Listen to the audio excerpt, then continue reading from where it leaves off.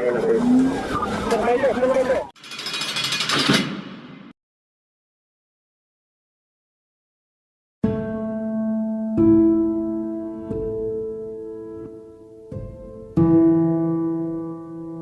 welcome back to another episode of The Fallen Badge. Today, the murder of Lieutenant Debra Clayton, Orlando Police Department, Florida.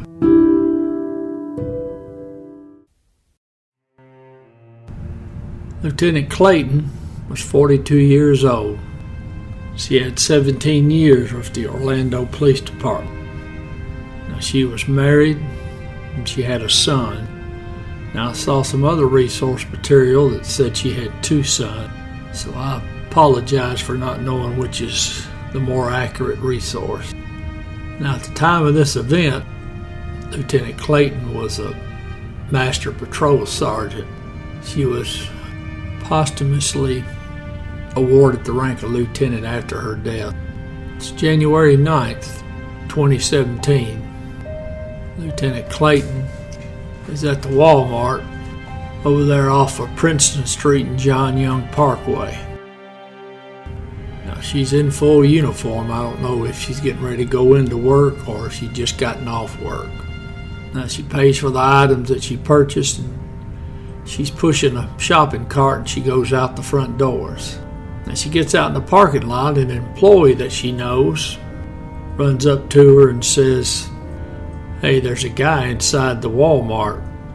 He's that fellow that had murdered his pregnant girlfriend. He's wearing a black t-shirt with the word security on it." So our suspect, who, as we'll see as the story goes along, is nothing but a burden to society. He seems to destroy everything he gets around. Our suspect, he pays for his items and he pushes his cart out into the parking lot. Now the lieutenant confronts him. Now the lieutenant's got her, I'm assuming she has her gun out. She confronts the suspect, tells him to get on the ground. Well, of course, he's not going to do that.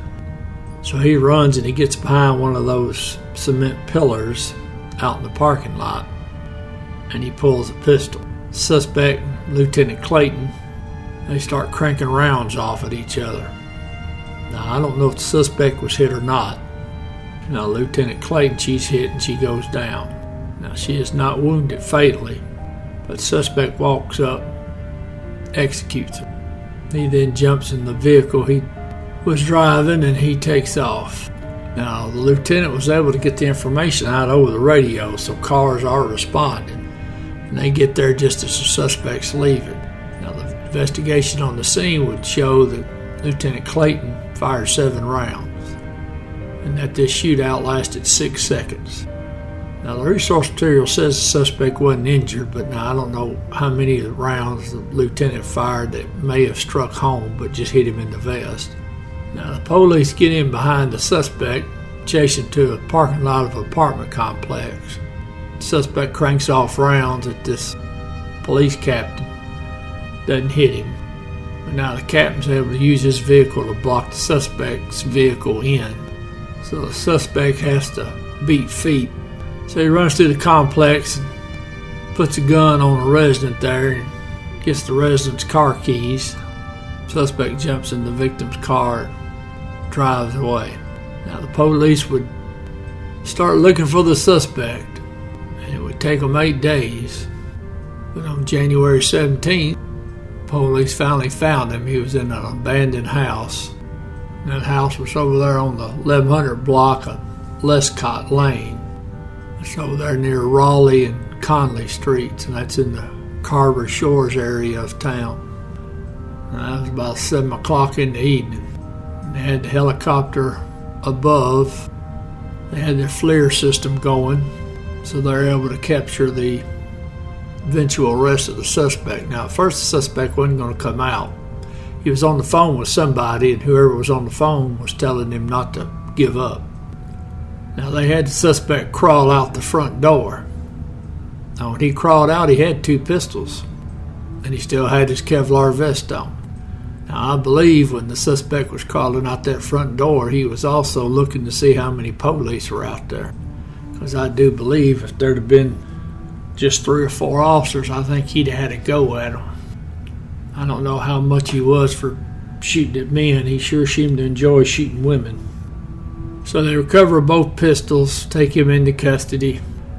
He does resist arrest, so the officers used just that force necessary to take him into custody. Now they performed an autopsy on the lieutenant because she was dead on the scene. Medical examiner said she was hit once in the neck, chest area, right abdomen, left abdomen, and right thigh.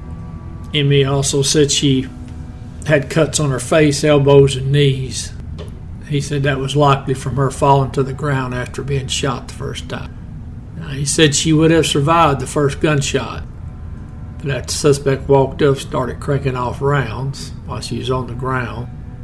Now, he went on to say that 3 of those 4 gunshot wounds were survivable. 2 of them hit her in the vest. But that 4th one, the execution round, that's the one that killed her. Said the round entered through her neck and lodged in her shoulder. Police did confirm that the pistol used to kill Lieutenant Clayton was the same one used to kill his pregnant girlfriend. That had been back on December 13th of 2016. So just about a month before he would kill Lieutenant Clayton. Now, this suspect's a piece of work. Now they charged him with the girlfriend's murder. Had a trial on that. He was found guilty, sentenced to life, no parole.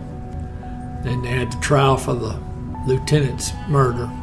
Now he was convicted of first-degree murder, attempted first-degree murder, aggravated assault with a deadly weapon, carjacking with a firearm, and possession of a firearm by a convicted felon. Now he was found guilty by a jury, and he was sentenced to death.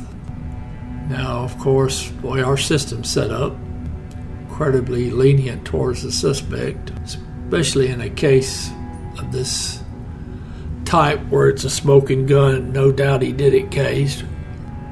He is continuing to appeal at every level of the state and of the federal government. As far as I know, he's still on death row.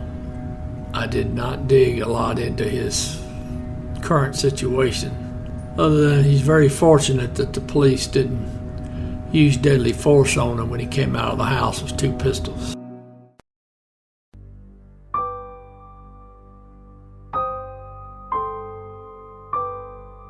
Lieutenant Debra Lucinda Clayton. End of watch, January 9, 2017.